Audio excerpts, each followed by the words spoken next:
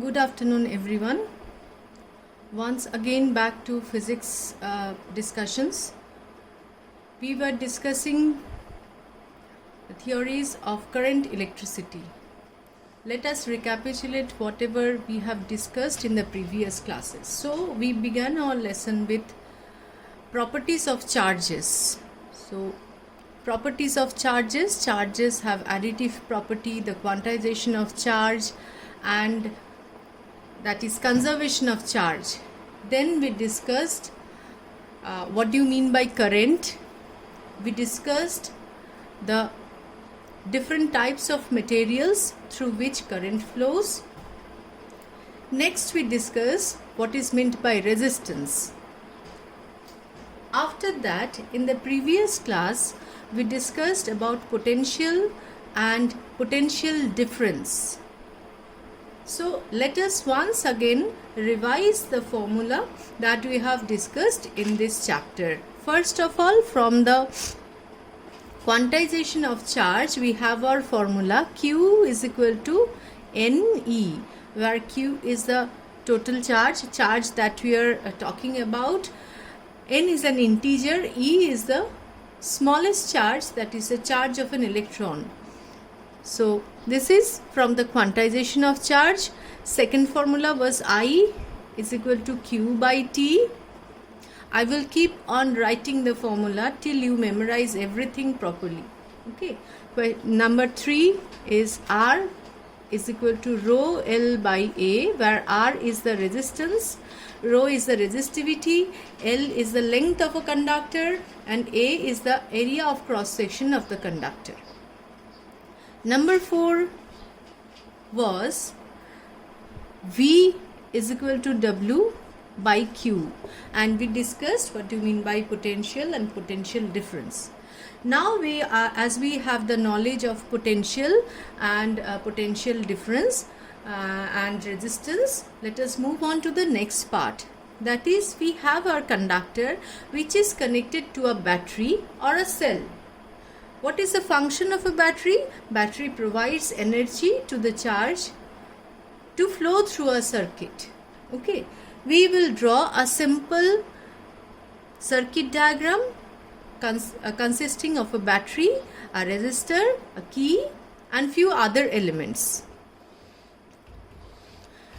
And side by side, we'll keep on discussing the function of the circuit elements. So we have our battery here. It is consisted of two cells here. So this is your battery of voltage V. Battery supplies voltage V, that is, it supplies energy per unit charge to the free electrons to move through the circuit. And what is there in our circuit? We have our ammeter connected to it in series. Do you know which type of connection is called series? When the different elements are connected one after another, that sort of connection is called series. Like after the battery, we are connecting the ammeter. I'll show you how a ammeter looks like in the next class. So this battery, this bigger side is called the positive terminal, and this small straight line is the negative terminal. From the battery positive terminal, we connect the ammeter's positive terminal. This is very important. Ammeter has two terminals, positive and negative. Positive terminal has a red color, is marked with red color, and the negative terminal is marked with black color. Ammeter is an instrument which measures current, electric current. What is the unit of electric current? Ampere. So ammeter measures the electric current. Okay, it has two terminals, plus and minus. Ammeter has very low resistance, almost tending to 0, and it is connected to series in the circuit. So after the ammeter, we connect our resistance, or resistance is denoted by this symbol, as you know in the previous class. From the previous class. Now this is a resistance, and we place a key here in a circuit we always place a closed key here. Key must be closed here. This is a symbol for open key and this is the symbol for closed key. We put a dot inside it.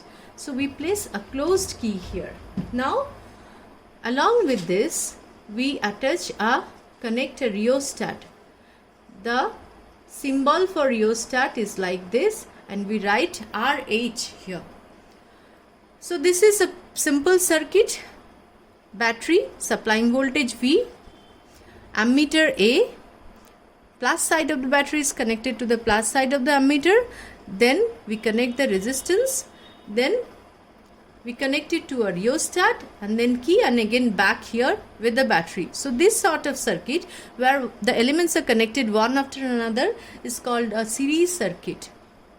Now we need to measure the voltage across this resistance. Voltage across this, current is flowing in this direction. That means this side, as we know, current flows from higher potential to lower potential. So that means this side is at higher potential, this side is at lower potential. Okay, so we want to measure the potential difference. As there is a potential difference, we can measure the potential difference across the resistance, and as there is a potential difference, current is flowing through it. So we connect a voltmeter here. Voltmeter has a symbol V. It's connected in parallel. Parallel lines looks like this. So this resistance and voltmeter are in parallel. They are connected like this. So there are two types of connections, basically series and parallel.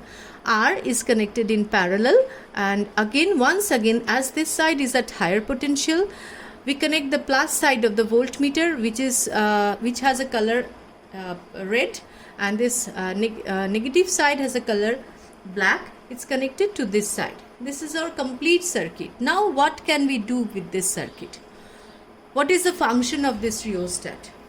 First let us start with this. Battery is supplying energy to flow through. It supplies current to flow through.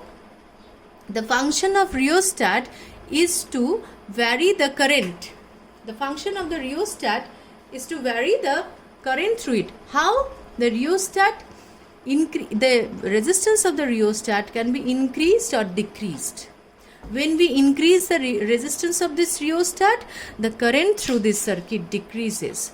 When we decrease the resistance of the rheostat, the current through the circuit increases. We can increase or decrease the resistance using the rheostat, and hence we can vary the current.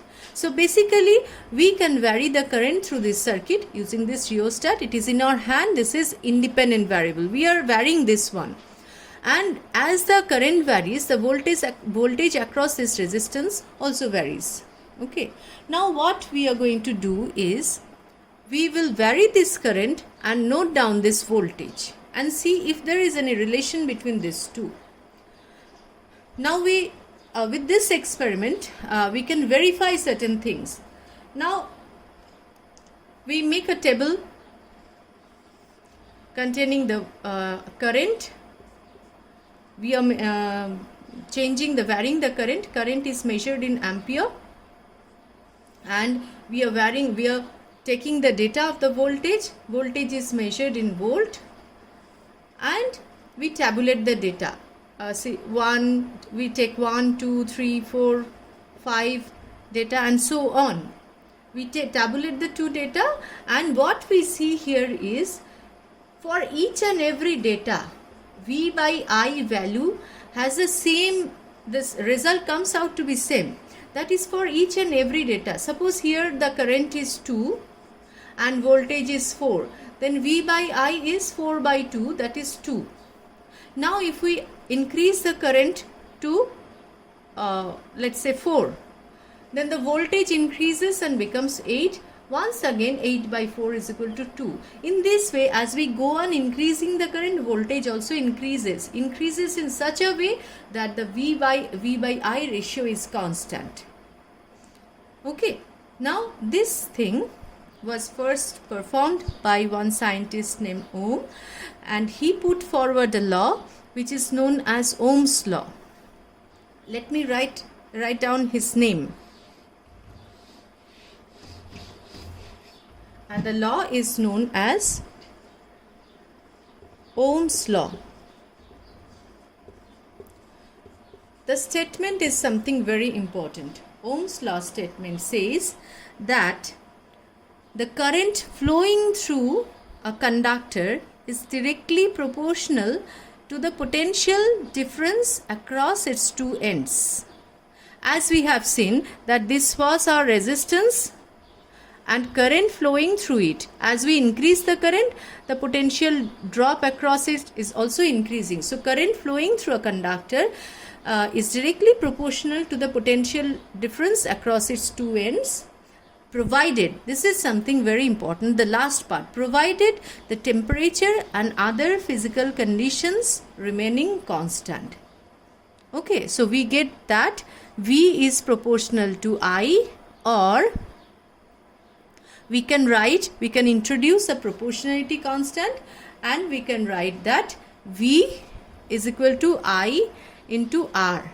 This is one more equation added to your list. V is equal to IR, where R is the proportionality constant, and this is same as that your resistance. R is equal to rho L by A. When you go to the higher classes, you can prove this. This R and this R are same. So R is your resistance, V is equal to IR is your Ohm's law. Okay, Ohm's law statement must be memorized properly without missing any part of it. Each and every part of the statement has certain meaning, weightage. Add certain weightage to that law. So that's your Ohm's law. Now we want to plot the graph of V versus V is equal to IR. And we want to understand this Ohm's law more. So next we will plot this V is equal to IR graph. And definitely, if you remember in your class 9, we have studied about straight line, equation of a straight line, y is equal to mx. Similar to this, we have this equation, V is equal to, we write this constant first, R into I. So we will plot this V along y axis and I along x axis.